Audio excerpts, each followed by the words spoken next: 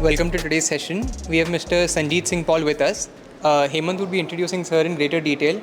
All I'd like to point out is Sir is a big fan of Glenmorangie whiskey, so we've got some to share. Right. So it's our absolute pleasure to welcome Sanjit Singh Paul sir, who's the managing partner at Modular Advisory Services. So Modular Advisory Services is not only involved in systematic investment strategies and portfolio management, but is also involved in venture capital. With over 15 years of investing and financial ecosystem experience at large, Sanjit sir has also pioneered the concept of quantamental investing, which is very seamlessly integrating quantitative, fundamental, and technical analysis. An alumnus of the Indian School of Business and the Thapar Institute of Engineering, Sir has also co-authored the popular book, What My MBA Did Not Teach Me About Money. We are very excited to gain valuable insights from your incredible journey, sir. Thank you for being here today. Thank you for having me over. So, sir, right off the bat, as Hemant said, you co-authored the book, What My MBA Did Not Teach Me About Money. So, first and foremost, we would like to ask you, what did your MBA not teach you about money? Okay, what my MBA did not teach me about money is actually about money. So, MBA will teach you about finance, but it really doesn't teach you about money. Why? Because money is something which you learn about when you're kids, right? How your parents spend it, how much money was there in the household, what your likes and dislikes are. In my generation, younger people, like who went to colleges like Raksha and everywhere else, when we were growing up in the 80s and in the 90s, money was there, but it wasn't that much available as it is now. And you had fewer things and you had to make sure. So, and most of the parents back then were working hard and they were building wealth. Very, very, very few people were very well off, right? So your relationship with money and how you spend it comes from how money was there in your household when you were growing up. So that MBA doesn't teach you about. MBA will teach you about finance and financial decisions in running a business. But then how you run a business is how you should run your own personal finances. And usually people do not run it in the same way, because there is an emotional component linked to how you do your personal finances. And money over there becomes a very personal one-on-one issue. So what this book talks about is a human perspective and a financial perspective of everything. How you make the same kind of decisions for a company, but you do them with logic and you do them with a model and some understanding and some agenda. But when you come to make your own personal decisions about how you're going to spend your money, I'm not even talking about how to make money, right? It's very different. People don't think logically, they think emotionally. So it starts with a couple discussing about going to a holiday. And there's a bunch of options and this guy is a finance guy and he has a logical answer for what they should go for.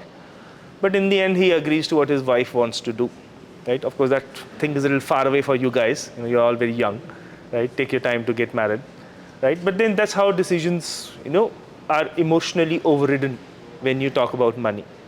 And finance is very different from money. Finance doesn't care about your life. It doesn't care about when you will need your money. Whether somebody has a need for money early in life, somebody has a loan, somebody doesn't have a house, right? It's very different from somebody doesn't have a loan, doesn't have a house, or has siblings, and the family money is to be split. So finance doesn't care about that. Right now, the stock markets are falling. The stock market does not care if you needed money right now from your portfolio. It is down about 10% maybe, right? Not even 10%, about around 10%, almost 9%, 8-9%. So what is available in the markets is finance. Your money is 10% down, and if you need it right now, that's what it's going to be. So finance doesn't care about your personal experience with finance, which is money. Right? So that's the basis of this book. Of course, we get into a bunch of other things, and personal finance is a very large topic, and we try to put whatever we can put about in 250 pages. But yeah, I could write probably 5 different books in 5 different parts, but then that will be too boring, right? So that's what your MBA did not teach you. But coming to your MBA, we know that all of us should know that ISB, an MBA is typically a 2-year course, but an MBA at ISB is condensed into less than a year.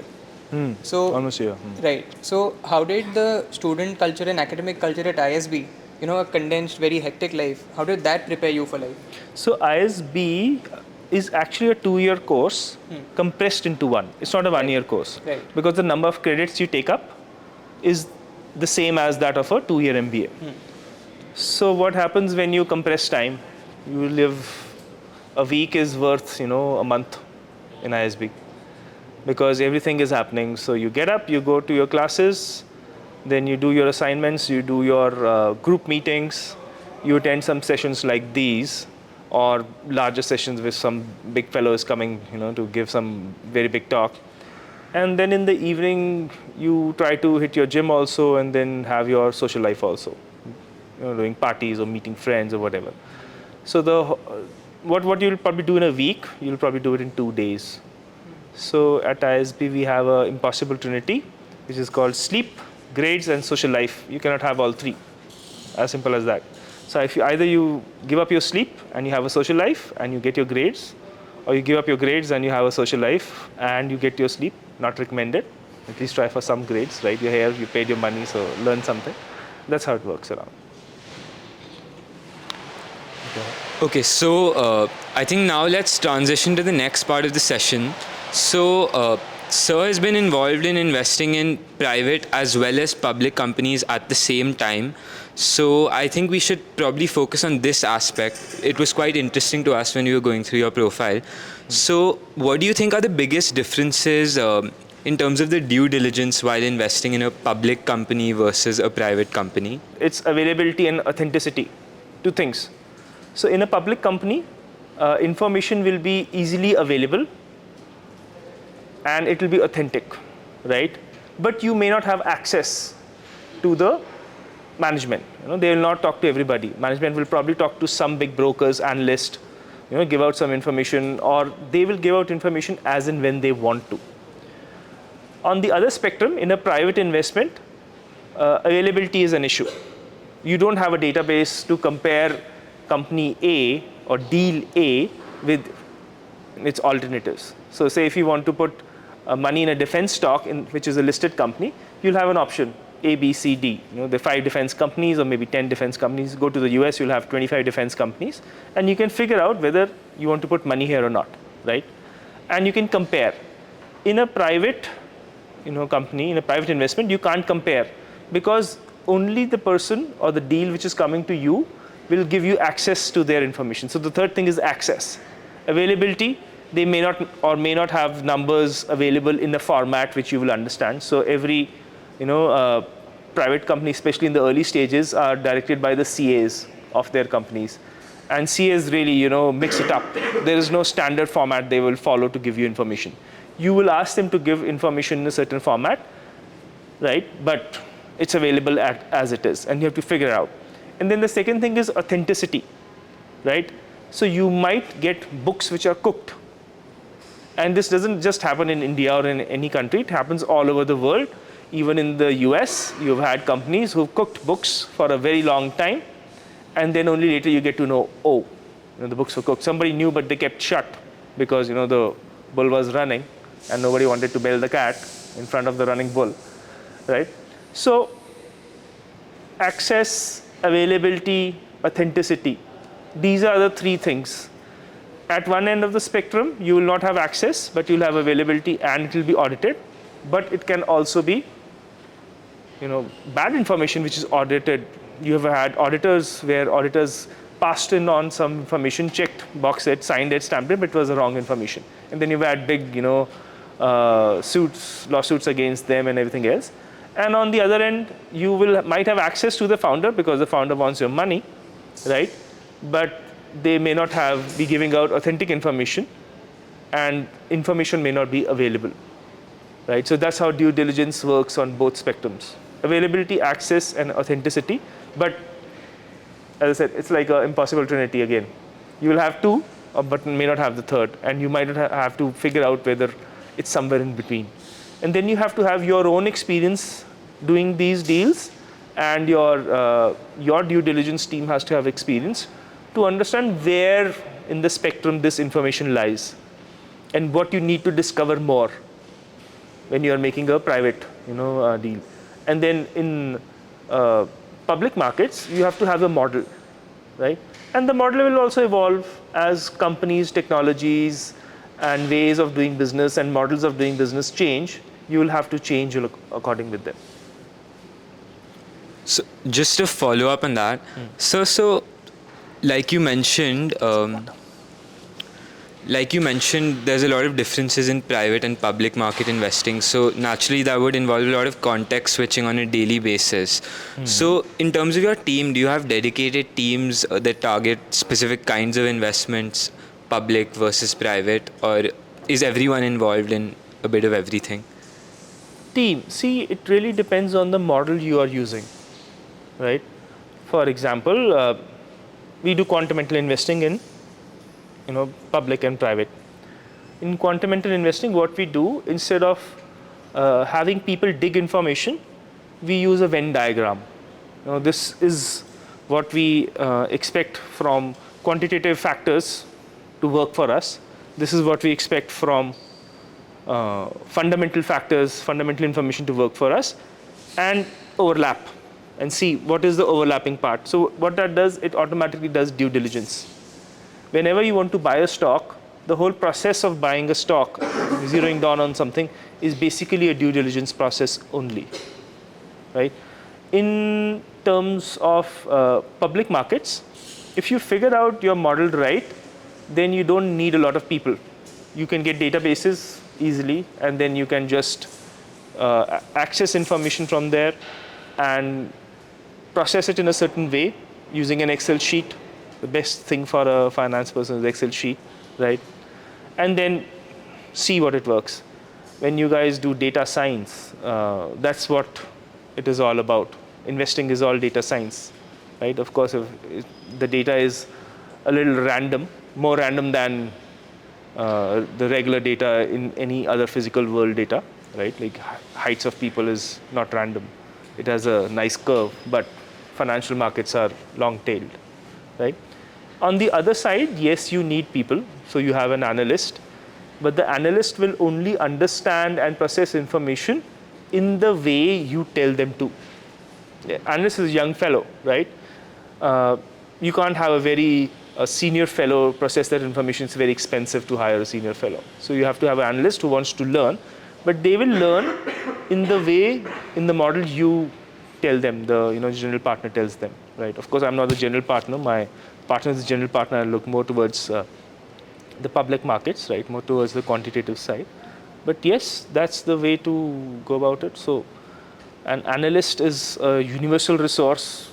They gather information, they process the information, they give their inputs, they raise flags, and they do everything a general partner does. Only thing, the general partner also raises money and has the access to the investment committee to make the investment decisions, which the analyst is not sure to make of. So it's basically the same role at 25 and the same role at 35, at 45, at 55 years of age and experience. Only thing, you get to pull the trigger when you are a bit older. You get more confidence. But then in the end, it's just with an approximation that you go ahead and do things.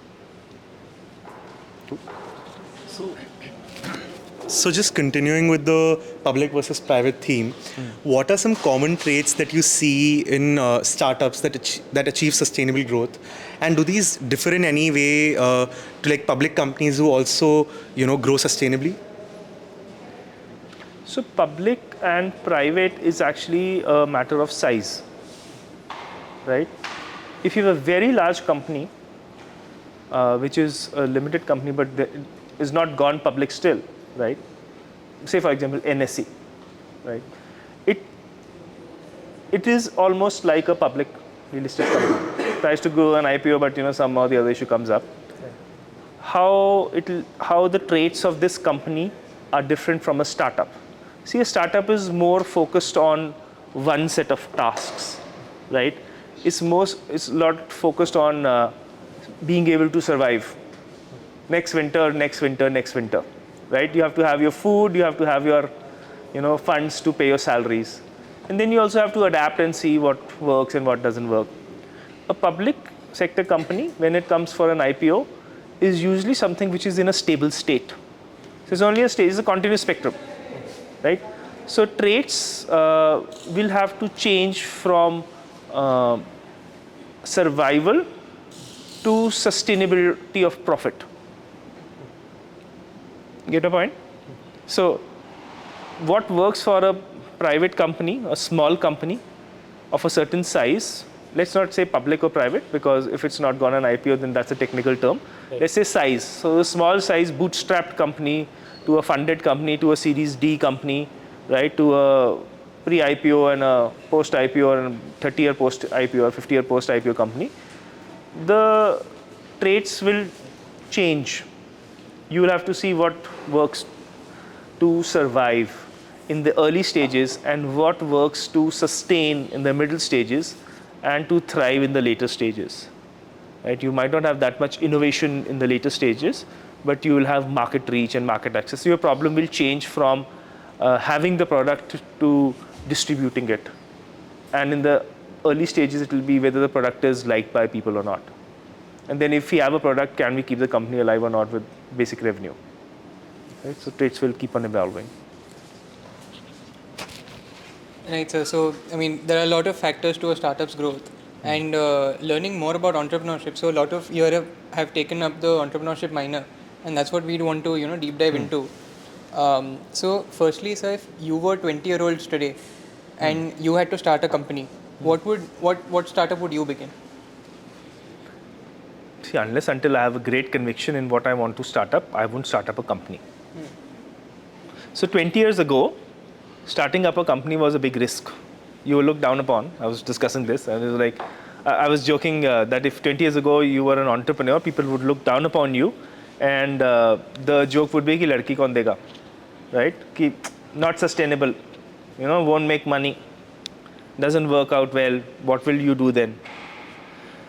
And 20 years later, now it's kind of a trend. So I would say it's almost sexy to do a startup right now.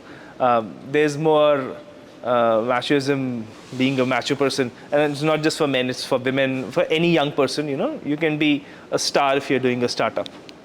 The problem is, you are a star not when you start a startup. You're a star if it works, right? So 20 years ago, doing a startup was more of a cornered option. For example, I was in Chandigarh. I wanted to be in Chandigarh. So I wanted to do my own business, which was worthwhile, because there weren't like really good jobs in Chandigarh. I didn't want to move to Delhi, right? I had very soon figured out that if I go out, make lots of money and be a big man, I will live a good life, which I was already living in Chandigarh, right? So some constraint is always there, which you have to peg, which drives you to do a startup. Or you have a great idea and doesn't have acceptance, and you feel that the current scenario is not going to work out. I don't think anybody starts at a young age with a understanding that I have a great idea and the whole market cannot take it, so I have to start my own company, right? It's mostly people get stuck somewhere and they get cornered somewhere, and then they say, let me do this. Or they're a rebel and they don't fit in personally or professionally or financially. Somewhere you won't fit in, and that's how you start a company. Very few people will come at the age of 20, have an understanding that this is how it's going to be in future. You don't know what the future is, right? So prediction has a window of a few months, and then if you look beyond that, it's just gas. Right? There's a lot of it around, but mostly it's gas. So I had a question regarding money management from, let's say, the perspective of one of your portfolio companies. Now, once a company has been funded, how would you advise that they go about managing their funds and making sure that there is enough runway, or it is used sustainably and responsibly? as a founder, you're very passionate about your ideas. You want to throw money at something so that you can get it to work and you can show some progress or even have progress for yourself. How do you make sure that the founders manage it well and responsibly? Okay, so just to put it across, when a venture capitalist or an investor gives money to a founder, they don't just give the money to the founder, they ask the founder in deep details what the money is going to be used for. And even the founder is fixed with a salary. They don't own the money, right? Nobody gives you money just for you having it. Now that you have the money, it's wow. First of all, you have to have a full plan of what you're going to do with the money and why you need it, right? And of course, the founder has to have a salary because they have to sustain. But it's not profit making out of that money. Got it? Yeah. So whenever we give money to a founder, it is with the understanding that they already have a runway, or this money is part of that runway for about 18 months, right? And then till the next round is raised. And before you give in the money and you have the runway plan, you already have the next round plan, right? That we are going to do this. You can't just have the money and say, now I'm relaxed. So the CEO of the company or the founder will, after this first round or second round, third round is done, will already be looking at the next round. Because his job in the beginning years is not to be the innovator. His job is to make sure the company survives so that the innovation can go out as a product, right? So nobody's going to give you, and we don't decide, the VC doesn't decide how the company is going to spend the money. The company is going to decide how they're going to spend the money, and they're going to present you with a plan that this is how we are going to spend the money and this is why we need this much.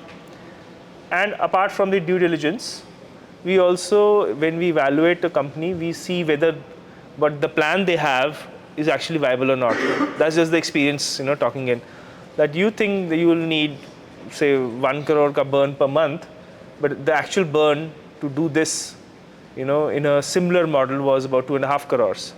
So either you revise or you don't get the funds, or you present us with a different plan. Right? So that's how it works. So following up on that question, most founders in India today are first-time founders. And let's say a first-time founder has raised venture capital for the first time.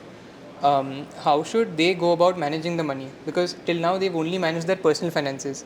Is there a sort of mindset shift that's required when it comes to managing your fund's money, your company's money, as opposed to personal finance management?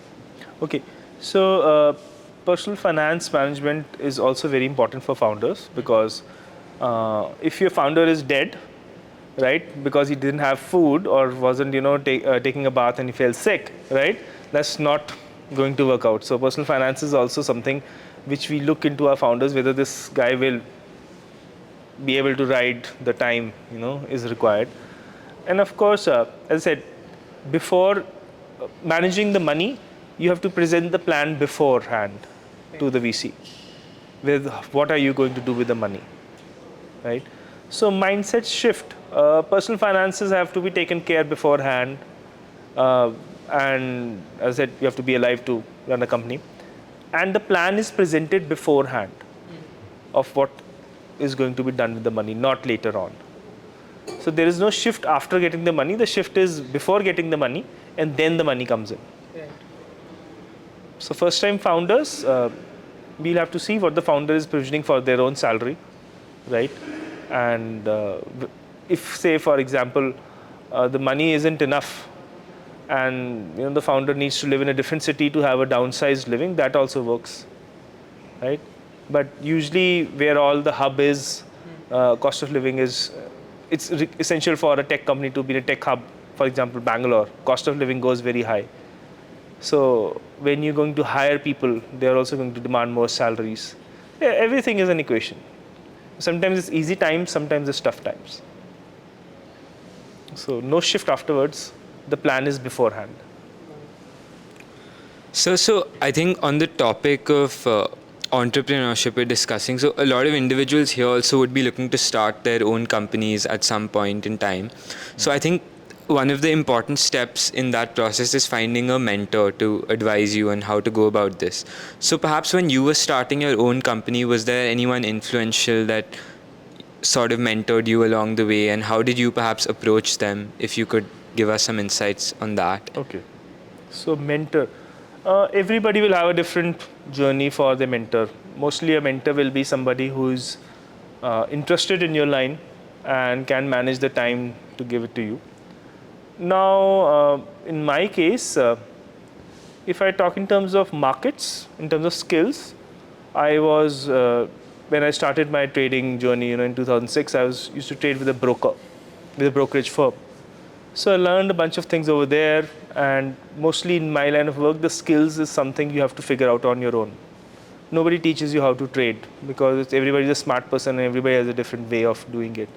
And even investing, when I switched from trading to investing, is really a matter of choice. So professionally, in terms of skills, there'll be no mentor in the line I was in, right? In terms of business mentorship, my father has been an entrepreneur always.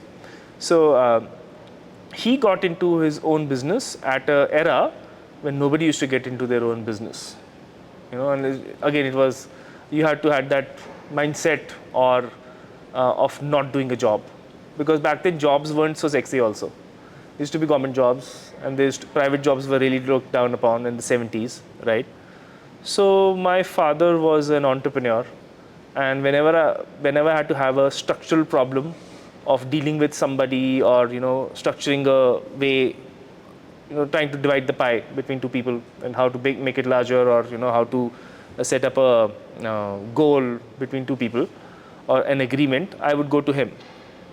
So fortunately, my mentor for the business aspect of things was at home, right? And nowadays, everybody's busy. Nobody's going to mentor you for the business aspect of it unless they are vested into your business. So sometimes you can find angel investors or early stage VCs who will be interested in your business, who believe in the business you do, and those investors can be your mentors, right? And the whole structure of a company in the larger run is actually designed around mentors only. The outside directors of a company are actually the mentors for the company. Advisors and directors, those are people who steer the company and they vote on decisions, but they also shape how the management functions by expressing their agreement or disagreement, or connecting them with different ideas. Even a VC does this.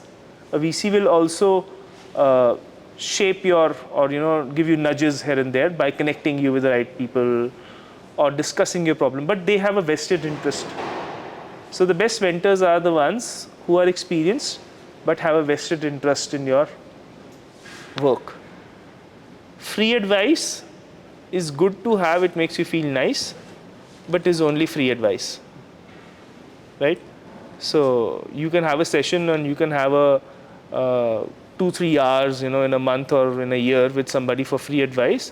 Beyond that, if you want their engagement an hour a week or maybe 3-4 hours a month, then you have to give equity. That's how you make your mentors interested in your startup, and that's how you get mentored. Got it? Cool. I mean, just to sort of follow up, I guess this varies from person to person, but if the mentor has some skin in the game, won't their opinion or won't their advice also be a bit biased in favor of, in favor of what will eventually work best for a return for that person rather than what might not work best for the company? Those could be two different things if I'm not wrong. So when you are structuring something with a mentor who has a skin in the game, you ensure that their interests match your interests. So that's how you that's how you structure the contract. For example, in my service as an investment advisor, we charge a percentage of what we manage for the client annually. Say I'm managing X for the client. Now my income is linked to X, right? If X goes to 2X, my income from that client doubles. If it goes to X by 2, then my income halves. So what it does, it links my income with the interests of my client. Right? That's a good contract for the client. It's a good contract for me also. Right? I have skin in the game in the client's money, because if the client makes losses, and on top of that, my own portfolio is also to be same as that of the client. Right? So if the market falls and I've not exited on time, we did an exit some few days ago and it fell, it turned out to be a nice exit, then what will happen is my net worth will also go down, my income will also go down. Now with your mentor, you have to structure a contract in a way that their skin in the game is your skin in the game, and their interest is your interest. Only difference is the amplitude of reward. Of course, if whatever is good for the mentor is more money, right? If you can align that money moves together, you might have as a person more penalties than the mentor is. Mentor does, they might have an upside, but their downside will be their time. In your case, your downside will be time and your money, which you didn't earn doing a job, probably, right?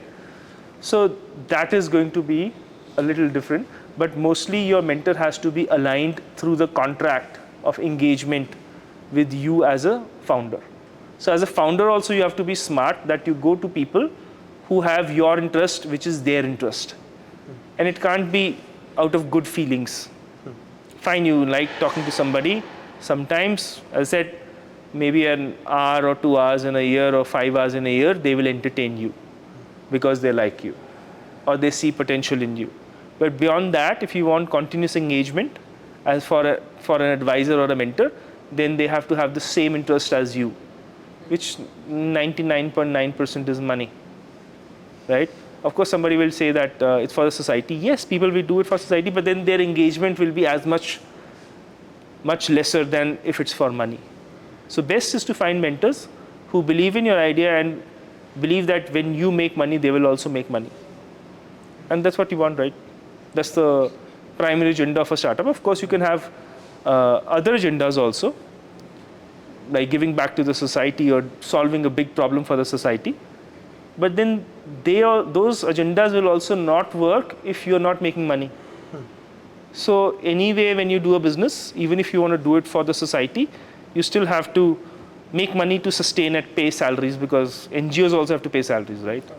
And sustainable NGOs are very few. Mostly they get the money, because not every idea is sustainable, but money has to come in. But in an entrepreneurship setup, you have to make money, and your mentor also has to get something out of it. So slightly shifting gears, Modular Advisory also has a venture capital vertical with a fund size of about 20 crores and a number of investments. And I'm sure that a lot of us are also looking to build businesses that will require VC money at one point or the other. So just shifting gears to venture capital, how do you think the Indian VC landscape will change over the next 5 years? These are ideas. See, the next 5 years, I'm going to be an older man. I will follow what the younger blood wants to do. It doesn't matter what I think is the right thing to do. It matters what your generation, the people who are going to work, the 25-year-olds to the 25 to 40 is what the current population beliefs are. The older people are just going to be older. They're going to have control over the money, but they will have to cede to the ideas of the younger generation. So whatever things you have brought up and whatever things you feel and more people like you feel is going to happen. So when you want to look at trends, you want to look at what is the 20 to 40 generation doing, right? What do they believe in? What are their consumption trends? What are their problems they need to solve? That's your next VC business idea, right? Not what I think. So my job as an investor, whether venture capital or public markets, is to absorb what is happening, not to come up with an idea. I'm an investor, right? You are the founder. The founder has to come up with an idea. And the founder is shaped and influenced by the times the founder lives in. So if I have to do something for people who are 40 plus, 40 to 50, right? I will look at their problems and see what they can spend and come up with an idea to solve their problems. But if I'm looking at more broader problems or more broader themes, then I look at younger people. Not below 20s right now, because those people are still shaping their ideas and their influence is different. But 20 to 40 is where you look at people, what they are believing in and what their problems are going to be, and ask them. Just take a poll of young people and you'll have your next VC idea. Of course, it has to be polished.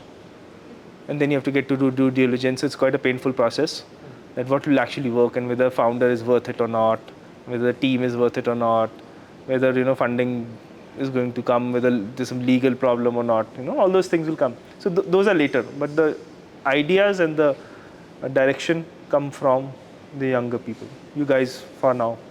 Maybe 20 years later, you'll be too old. And I'll be even older. Like a follow-up only, but based on your understanding of the ongoing trends, if you were to build a thesis for a 10-year fund today, what is one thing that you would bet on? Like what is one thing that would be the core of that thesis? So if you want a sure-shot idea for the next decade, look around, right? So now we have a persistent problem, for example, which is bad air, right? It's not just Delhi, it's also Chandigarh. Right now we are sitting in really bad air, Of course, we don't feel it because we are young, right? You guys more than I do, but older people are feeling it, right? So if you just look around and look at the problem around, which is happening year on year. See, a good problem to solve is not which came yesterday. It's been happening for maybe 3, 4, 5 years, right? So that is a problem to solve. So right now, if I would say climate per se is, of course, there is a agenda for governments, but air quality, right, can be one of the themes where you can, work it out. Now you could work at the grassroots level of why air quality is going down, why the farmers are burning, which is shaped by basically the air problem. If you would link to it, is basically a economic problem. The farmers burn the stubble because it's cheaper to burn it than to do anything else. So if you want to solve the air problem, you will have to find a cheaper solution and more faster and effective solution, right? You burn it, it's gone. And the air is everybody else's problem. So there are a bunch of companies in Invest Mission Punjab, who are doing this. There's an ISB alum by the name of Sukhmeet, I forgot his company's name, who does fuel pellets using the stubble and everything else. But they also have to evolve, they were trying to do it, but now they have shifted to a different business model because economics will decide. So economics is deciding for the farmer, and economics will decide for the entrepreneur also what will work. So just look around and see what is the problem. Water is no longer that bad a problem. Availability of water is, but clean water is no longer a problem because it's been worked upon for years and years and years. And anyways, because it's a bigger problem, it's a government problem. So you can look for having a technology which purifies air at a very cheap cost, operation cost, and then you can sell that filter or whatever processing way of doing it. Right now we have plants, we have HEPA filters, we have ABC, XYZ, but none of them is really effective. Then the air problem also becomes a building problem, for example. The building has to be sealed, right, for outside pollution to not come in. So you have a construction problem that you have to have some technology available to seal the building. So you can just look around at one theme. For example, air, and air has been a problem for the last 5-7 years now, right? Especially in the north of India in winters. Everybody knows November to February is going to be bad. November, December, especially, and then January starts to get a little better. So yeah, that's a upcoming theme. Similarly, see, when we say AI is a theme, AI is a solution. It's not a problem, right? AI is it's not a problem. AI, and then there are people who say AI will be the problem. That's a separate issue. But AI is a tool. It's a solution. Instead of using your brains, you want, which is a general, computer. You want a specific computer to do a specific thing. So AI is not the theme, is not the problem to be solved in the next decade. It's a tool. It will evolve as per the problem, which is around. Most of your problems will be physical world problems, right? Air is a physical world problem, and derivatives of human behavior and their choices and preferences. There's a large dating problem right now, right? Which is structural, for example. Dating and shadi is a problem. And there are a bunch of apps. And there are apps which just take 5 characteristics, match to somebody else, and they add a .ai to it. That we are an AI setup, right? So AI is not the problem. Dating is the problem, but nobody's been able to crack it. Why? Because somebody has to get into behavior. And there are problems which evolve also with time. Dating for somebody, people in the 30s is different from people in the 20s. Is different from for people in who are teenagers right now. They don't need an app. They just have Instagram. They just ping whoever they want to date, and then they say, okay, no problem. It doesn't work out. It works out, and they date and they change. But for the older generation, access is a problem. So your problem will also keep on evolving. Right now, our problem with the air is the stubble burning. And tomorrow it could be something different. So essentials of human beings, air, water, food. Food is no longer a problem actually. We have a food problem. We have excess of food production problem, which the farmers want you to buy at a certain price because the market is not there for that food, right? So some human essential problems, relationships, for example, problem is always going to be a problem. Those are the themes you want to look at. It's just how you think. You think about a problem and think what can persist. You don't want to solve and end the problem right now and you'll make money out of it. You have to, as an entrepreneur, look at something which will be an evolving problem, and then you can make money out of it by being a specialist in that sector. I work on a problem of people. If I would be doing this profession maybe 15 years ago of investment advisory, I would hardly have clients. People didn't have enough money. The stock markets weren't mature enough. But now people have money, and now they have a problem how to invest this money, because stock markets, people got money, they want to invest in the markets, but stock markets have got so complicated, it's so noisy that they don't know what to do. So I'm solving a service problem for the people who want to invest. So I see it's a good business to be in because it's an evolving problem. The solution to this problem will keep on changing. The way we invest now might change. Way we invest will be very different from how we invest 5 years from now, and is very different from how I used to invest 5 years ago. Good, you're talking about an implementation problem, right? So implementation is for younger people. There will be very few people who have that insight to implement a solution. Having a solution is one thing. Implementing it on ground, is another thing. And execution and implementation of a solution is something which usually becomes easier with experience, but there will be young people who will know how to do it. Or you can always hire an experienced person.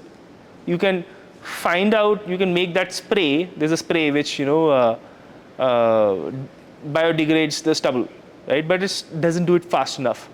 Maybe you can find a formula, a chemical formula which does it within 3 days, right? 3 days or 5 days, and go down to first the behavior of the farmer. How much patience does he have, right? So if you can probably give him a 3-day solution, and it is as cheap as burning the stubble, right? They will take it up. But then you will have to hire somebody who's experienced, who can liaise with the government, find a distribution mechanism, and actually distribute your product, and then also keep everybody happy so that you make money out of it. Got it? So implementation is a very different thing from finding the solution. Good you asked this, because most businesses fail with implementation only. So 95% of businesses will fail in trying to find the solution. And the 5% which have the solution, 95% of that 5% will fail because they cannot implement it. Sir? In fact, holding on to that question, say talking about experienced people. One thing is, of course, looking for them, and the second thing is, actually convincing them to join you because they're experienced, which means they would probably have a lot more options around them as to where they could work. So, how do we convince them? Marketing. You find their incentives and you offer them something which is worthwhile, and then you get to see also, say for example, your total funding is 5 crores. You cannot hire somebody who's worth 1 crore a year, right? You can't give 20% budget to an experienced person. An experienced person will be experienced and they'll be a specialist at something, right? So sometimes you can also go and do a fractional experienced person. Now there'll be experienced people who are worth 1 crore in a big company and they know the startups can't afford them. So they'll set up a firm, become a consultant and advise maybe 10 startups who can pay them 10 lakhs or 15 lakhs a year. So they'll probably get a crore of salary in a big company, but get 15 lakhs on an average from 10 startups and make 1.5 crores being a consultant. So you have to really see whether you need to really hire a person or you can find somebody who can be a fractional of that role.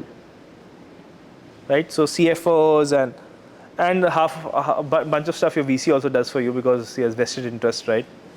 So you have to be a little innovative. Money decides, and say you decide to hire this person, and instead of 5 crores, you're probably raising 25 crores, right? You have to see whether you can raise 25 crores or not, or people will believe in your idea. So the viability is assessed by everybody. It's not just the story. There are some people who really weave a great story, and they will be able to raise that money. But mostly logic gets into place and you'll have to see the viability of that idea and that amount of money being put in that idea. And then you can hire somebody experienced for a fraction. And experienced people are not just expensive because they know. They really save you a lot of money, which you would have just banged your head here and there and burnt money, so they'll save you that money. Also, they have a more advanced lifestyle than you do. As a founder, you guys can thrive on $1.5 lakh, maybe $1,25,000 a month. An experienced person will have kids, family, and EMIs to pay, and they will need that bigger amount of money. They will need the 7-8 lakhs to sustain their lifestyle. So you have to see whether you want them or not, whether the problem is worth solving or not. And then there's always the option of finding somebody who is fractional. But then that will also come at a cost for you to move your setup to a different place which has enough number of founders and startups where that person is thriving. Say Bangalore. And Bangalore will really change your personal finance equation. Doing it in Chandigarh or doing it in Indore or doing it in Jaipur is very different from doing it in Gurgaon and very different from doing it in Bangalore at all. Right? So everything is have you seen the equalizer setup of the presets of an equalizer? So you do this and it goes like that, and you do this and this goes down, that goes up. So you move one parameter in your startup and the whole, either you will hear the bass or you will hear the words or you will hear the treble, but everything will not come. It all comes back to the impossible trinity. Yeah, okay. There, I'm just Trinity is just a nice way of putting 3 things because human beings can, comprehend 3 things. There are like 35 parameters you'll have to work on. So full time, half the time doing a startup, you will be just tweaking. Paisa kahan ja raha hai? Is pe lagao. So this is what business acumen is. You as a business owner or a founder or a CEO are making allocation decisions. Where do I allocate my money? And the VC is judging you on how you have allocated your money and whether they believes in it or not, right? And you have a plan and you have made a good allocation or not. Even the VC is guessing, right? But they have a fairer idea of what doesn't work than what works. There's no such thing which works. You only get to have a collection of things which don't work. Then you know what not to do. What to do, so next होने के बाद ही पता चलता है, oh, this worked. Next question. Right, so I mean, there's a lot of problem solving at implementation level, but when startups pitch to you at the idea level, so what makes you fund a company at the very early stage? There could be times when the business model is also not very clear.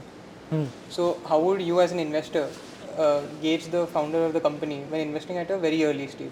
Availability problem, right? So I think Y Combinator had put out a study some years ago, wherein they said the founder, the idea, people think the idea is the most important in a startup. It's not. So idea is one thing, then the market is another thing, whether the idea time has come or not. Then how much funding is actually going into the whole setup is one thing. Team is one thing, and founders are one thing as well, right? And the ability to execute. So there were 4-5 parameters. I might have overrun one or two, right? So you have to, at an early stage, have a model. And one of the important aspects of that model is the founder and the interpersonal dynamics of the team. Now you might have a great genius, but if there's a guy who just pushes him around and the genius cannot function, right? Then it's a bad team setup, because you will need some, but that pushy guy might be very good at sales, right? So you have to see whether these guys can survive or not. So pushy guy also has a use. He might be a bad a-hole, right, as a person, but everybody has their use in a startup. So, and you have to structure, and the VC will probably be just figuring out. And sometimes the founder will have to be moved out of a startup because their job is done, and they will probably be a shareholder, or they'll get an exit, right? But they may not be working for the firm. And founders feel very bad about this. But then the interpersonal dynamics are very, very important between people. So that's one of the things we look at. Then we also look at, maturity, or whether the key founders can be coached or not. If you have a great idea and you have a very rigid personality, implementation is going to be hitting a wall, right? So because you will not learn and you will not change, you will not take the feedback of people. Got it? So that's one of the things we look at. And yeah, overall, sometimes you might have a great idea, but the market is going down for that idea, right? So if the industry in which you are investing, say edtech, edtech used to be the theme, 2-3 years ago. It's still a theme, but it's a slower theme right now. Why? Because the landscape has evolved in a way where there's a lot of money invested in edtech, and there are big players around it, right? Some of them have done down, some of them are up, done immoral things and moral things, whatever, right? But you will say, I will come up with the new Byju's. I will say, yeah, fine. What is different about you? So you might have a great idea which you are passionate about, but that idea may be a good idea also, but the landscape around that idea might be tight, right? So you might have a great idea, great team, great set of founders, great interpersonal dynamics, but the market is already set up in a way that you cannot win. So then therein game theory also comes in, right? So these are the factors you will look at. Is there a cheat sheet formula for this? Nah, it keeps changing. We also have to evolve our decision making alongside with how the market dynamics are changing. Right. So you mentioned that you essentially mentioned a lot about market dynamics and also YC. So I think YC popularly says that all companies will end up pivoting. Like you'll start with something and you'll pivot to something, and eventually soon enough you'll hit the right idea. So if pivots are sort of inevitable for most startups, how do you analyze the market then? If the startup is anyways going to pivot, then how big of a role does market dynamics really play? See, if you think that you can figure out what will happen in 5 years to that startup, that's a folly. So startups or early stage companies, therein come your portfolio management rules. As a VC or as a portfolio investor, I will start with the initial set of conditions, and I will provision something to change, to be able to change, right? So say I come up with the market drops. I'm talking about public markets, right? Market drops and I have 100 rupees. I will say, let me invest 90 because the market is cheap now, right? And I'll keep 10 rupees to double up or add to my one of those positions. Say I take up 10 positions, which will show me more potential after a year or maybe 6 months after it's gone up, right? So VC will also do the same. They will divide their corpus. They will not deploy all of their corpus at one go. They will provision something to put more money or to give bridge to startups which are doing well. So it's not that you make a decision and 5 years later you'll get to know whether it was a success or not. It's an ongoing equation. It's a evolution of you keep observing and take a data.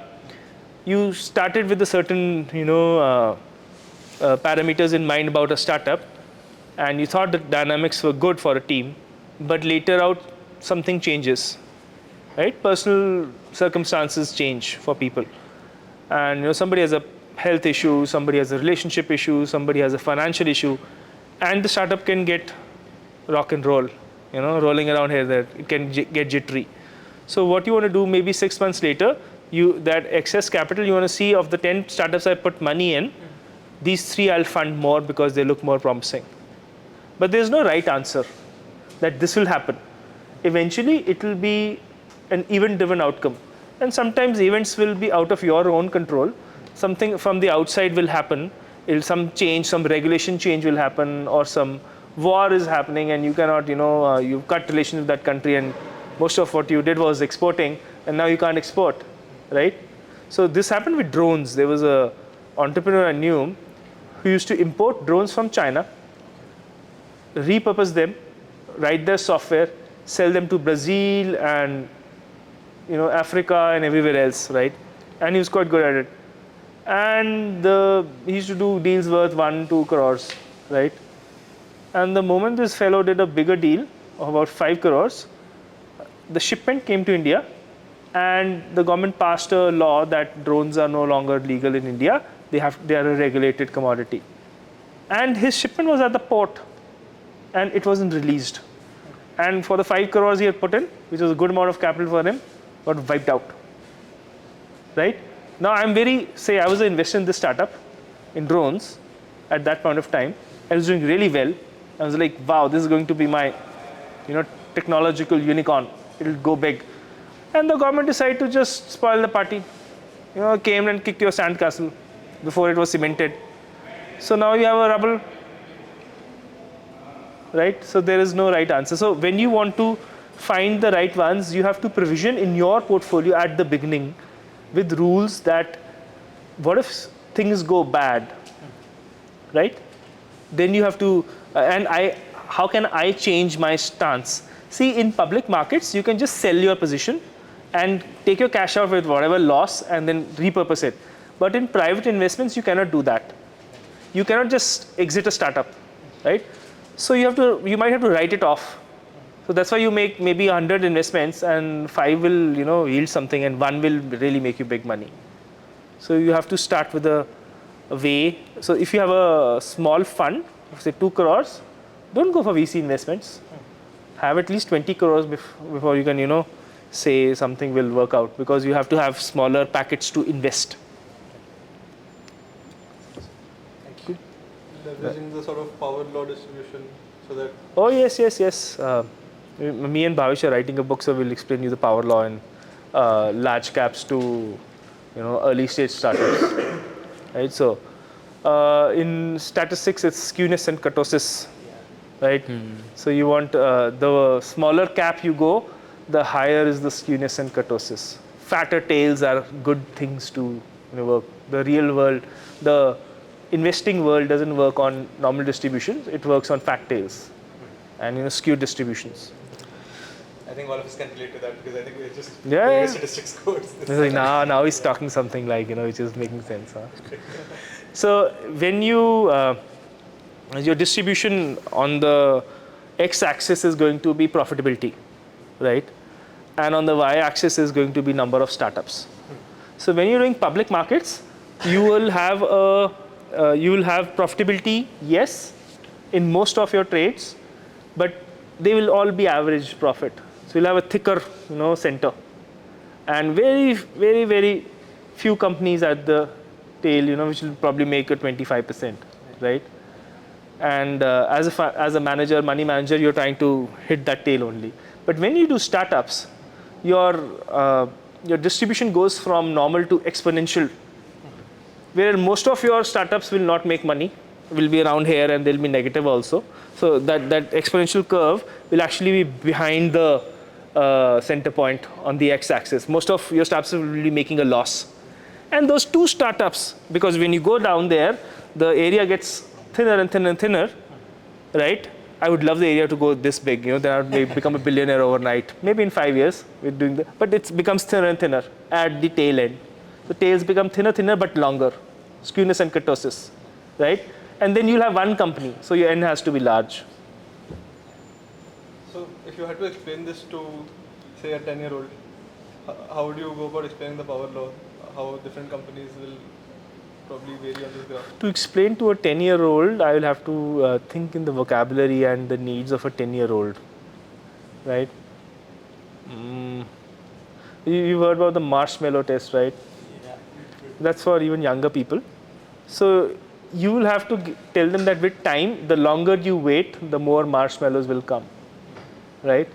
And that's how it's going to be explained, because a young person will only have the understanding of time and the physical world. Investing is imaginary. It does not really exist. It's just an agreement between you and me, and we agree on the same principle, right? So to a 10-year-old, making them understand the imaginary concept, you will have to make them understand money and time. Both are imaginary concepts, right? Time is real for us because we are human beings, but if you go in physics, then time is also imaginary. It doesn't really exist, it's just there. So to a 10-year-old, I don't know what the parameters for imagination for them will be, maybe tooth fairies or whatever. That you'll get 10 tooth fairies or 20 tooth fairies, whatever. How about when you were a 10-year-old? If you were to explain to your 10-year-old self the concept of power law? I wouldn't explain this to my 10-year-old. I say, go have fun, bang your head somewhere, break some bones. Get good behavior in yourself, get more resilience, resilient behavior in you rather than being a softie, right? So, see, somehow the whole world has shifted towards people being very sensitive and very soft. You want to do startups?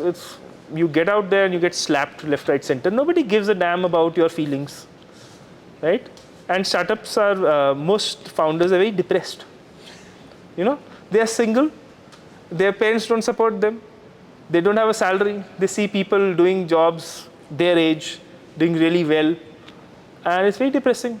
And if you think, to a 10-year-old, the skill I would teach would to be, go fall, break your leg, and still walk. And understand that even after breaking your leg, you can walk, right? Of course, don't crush it. But resilience. Start a power law, don't worry. Your Plaksha will teach what power law is. And then 2 times it will happen with you, right? Most of surviving in entrepreneurship is luck. I hope you guys understand, right? What is the Punjabi word for it? It's called tukka. Most people who are successful in a startup have a huge component of luck, right? What the VC is trying to do is to avoid the bad luck. What I try to do for my clients is make them avoid bad markets and bad stocks. I don't make money in the stocks. The companies do. The market does. My job is to ensure that the known bad opportunities are eliminated, so that whatever they're exposed to, something will work right. But which will work right? How do I know? Right? If I knew, then I wouldn't be sitting here, right? Already running the world. So that's what a founder also has to understand, that it may not work out. So you said that you use a combination of technical, fundamental, and quantitative analysis, and then you said you draw a Venn diagram and see whatever intersects you. That's an oversimplification of what we do, but yes. So get to the idea. So what if you get conflicting views from the 3 different models you use? How do you decide on picking a security then? So if something is, it's more than a selection model, it's a rejection model. So if what does not work fundamentally, let's not touch that. What does not work quantitatively, let's not touch that. What does not show, a position build up technically, let's not touch that. And then instead of selecting something, you reject and you see what is left. Okay. Right? Yes. So instead of saying ki this will work, we try to focus on what will not work. That's a easier and a more that's more process oriented than trying to find out what will work. That is shooting in the dark. Ye chalega. Very good. Chalega. So Rekorchis, which style of investing do you like the most? Which style of investing do I like the most? So I'm an engineer who started with day trading and went to finance, and I do everything. I like money, so whatever style works in whatever way. See, also you have to see what your strategy is. If you're going to, and which market cap you're working in. The bigger the market cap, the more quantitative it gets. Mid cap is more technical heavy, and small cap is technical heavy. But once you come to venture cap, you are more fundamental heavy. You have to reason more because data available is less. So you have to do and try to make best with whatever tools you have, whatever data is available. And that's what your job is, right, as a money manager. So I have no style. Quantitative and technical are more heavy than fundamental. Fundamental is a nice story that we pick fundamentally strong companies, all that. But when you say fundamental also, it's fundamental quant. You look at a bunch of parameters and compare them across the same industry and say that this parameter, debt to equity ratio, for example, is better for this company in its own industry. And this company is not a debt heavy company, right? Or debt heavy sector, the sector. So let's pick up that factor. And you have to fundamentally reason which quantitative factor to pick to use for elimination. That comes with experience or bit of expertise, or you can even study it around. But to put it all together takes about 10 years to understand this is what works for me. And there are 10 ways to make the same amount type of return. Alright, so fundamental guy will also do the same things. They might be using some bit of fundamentals and technicals, quantitative stuff and technicals unknowingly also. So a lot of fundamental managers will use a 200-day moving average. Got it? Yes. But they'll not probably acknowledge it. They'll time it using the 200-day average, but not acknowledge it. Any other questions?